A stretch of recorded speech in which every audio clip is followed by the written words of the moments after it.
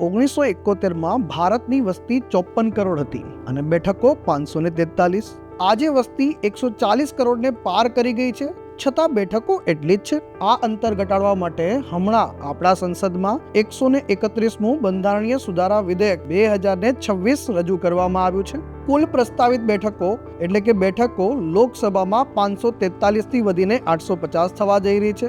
રાજ્યો માટે 815 બેઠકો અને યુનિયન ટેરેટરીઝ માટે 35 બેઠકો. પરંતુ આમાં સૌથી રસપ્રદ વાત એ છે કે આજે ઉત્તર પ્રદેશ અને બિહારમાં એક લોકસભા મત વિસ્તારમાં લગભગ 30 થી 40 લાખ મતદારો છે, જ્યારે નાના રાજ્યોમાં આ આંકડો ઘણો ઓછો છે. કુલ ગણતરી મુજબ જોઈએ તો દક્ષિણ ભારતમાં અંદાજિત જે છે 66% બેઠકોનો વધારો થશે, જ્યારે ઉત્તર ભારતમાં 200% બેઠકોનો વધારો થવા જઈ રહ્યો છે. આ સાથે મહિલા અનામત બિલ પણ લાવવામાં આવી રહ્યું છે અને 850 બેઠકોમાંથી 273 બેઠકો મહિલાઓ માટે અનામત રહેશે. પરંતુ આ પ્રક્રિયા ભારતીય રાજકારણમાં જે છે ઉત્તર દક્ષિણના વિભાજનની સ્થિતિ ઊભી કરી દીધી છે.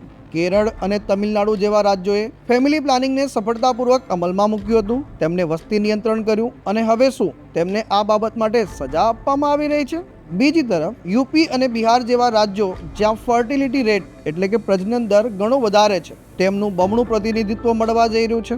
એક સવાલ એ પણ ઊભો થઈ રહ્યો છે કે જો બિલ બંધારણના આર્ટિકલ 14 એટલે કે સમાનતાના અધિકારના સિદ્ધાંતોનું ઉલ્લંઘન કરતું હોય તો તેને કદાચ બેઝિક સ્ટ્રક્ચરના આધારે સુપ્રીમ કોર્ટમાં પડકારી શકાય છે.